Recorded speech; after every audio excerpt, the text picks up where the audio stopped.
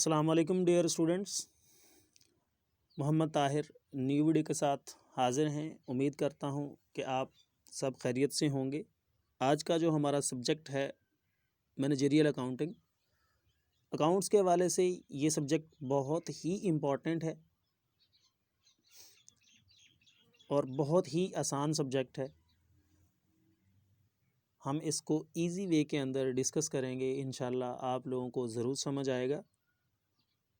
तो आज का जो हमारा इंट्रोडक्टरी लेक्चर है मैनेजरियल अकाउंटिंग का, उसके अंदर हम कुछ टॉपिक्स जो हैं उसके बारे में डिस्कस करते हैं।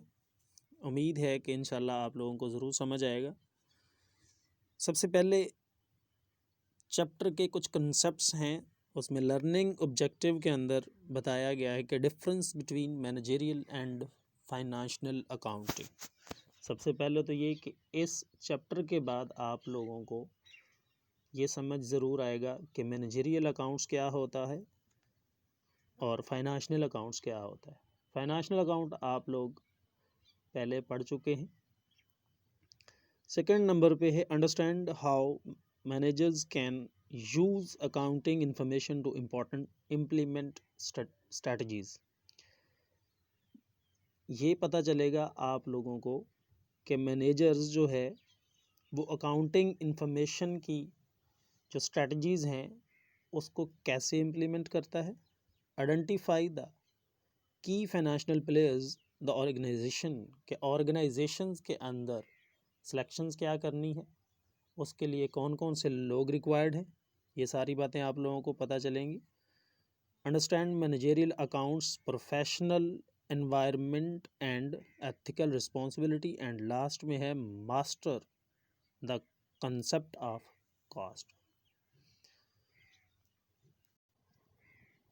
सबसे पहले हमारे पास नज़र आ रहा है जी comparison of financial and managerial accounting, कि फाइनेंशियल अकाउंटिंग और मैनेजरियल अकाउंटिंग दोनों का जो है वो कंपैरिजन किया गया है।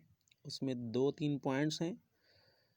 Financial accounting deals with reporting to the parties outside the organization, कि ऑर्गेनाइजेशन से जो बाहर की कंपनीज होती हैं, जो पार्टीज़ होती हैं, जो लोग होते हैं, फाइनेंशियल अकाउंटिंग उनको डील करती है। And managerial accounting deals with activities inside an organization. Managerial accounts वाले जो लोग हैं वो इनसाइड द ऑर्गेनाइजेशन, यानी कि जो इंटरनली मामलात होते हैं उनको डील करते हैं।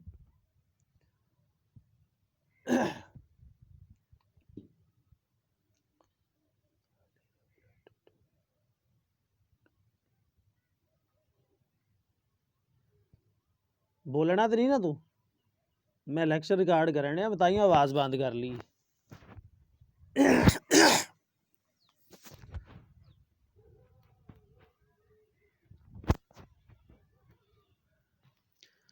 सेकंड नंबर पे है हाईली रेगुलेटेड, यानी कि फाइनेंशियल अकाउंट्स के लिए आप लोगों को हाईली रेगुलेट होना पड़ता है, और मैनेजरियल के लिए अनरेगुलेटेड भी चल जाता है।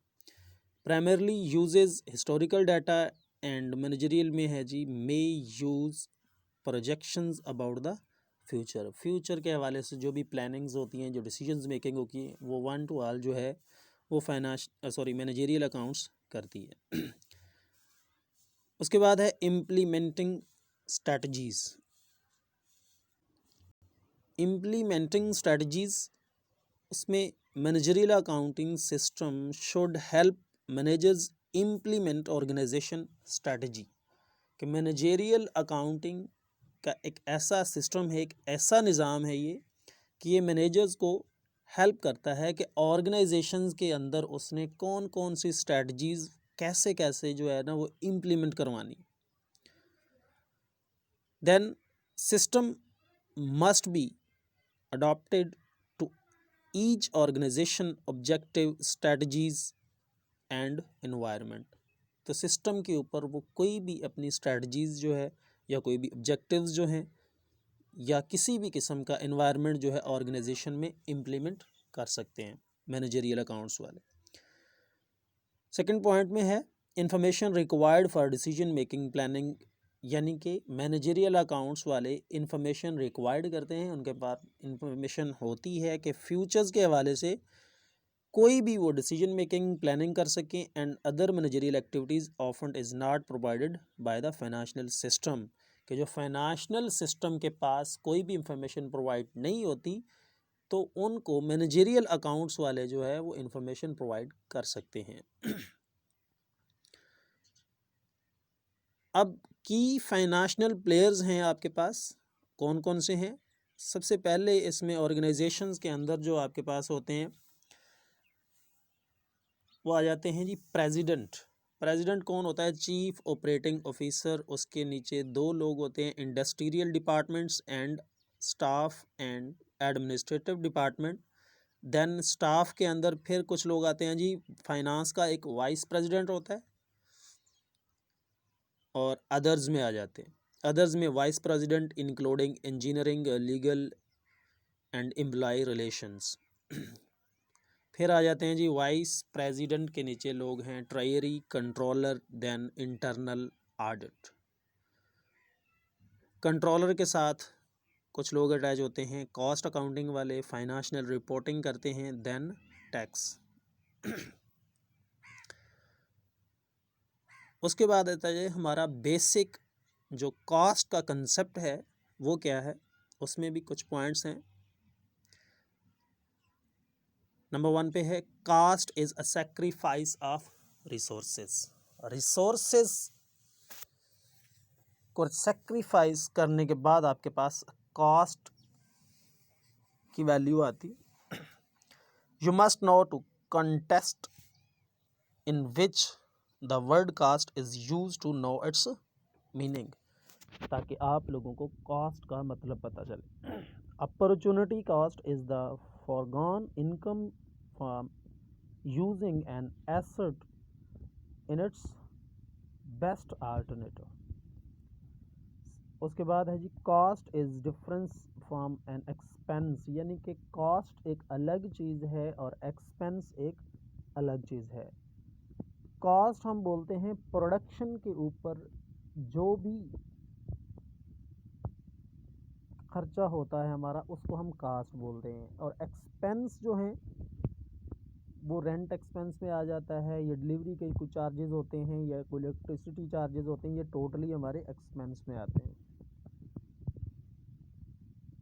उसके बाद आ जाती है a cost object is any item for which the manager wishes to measures cost, यानी कि कास्ट जो है वो मैनेजर्स मेजर कर रहा होता है।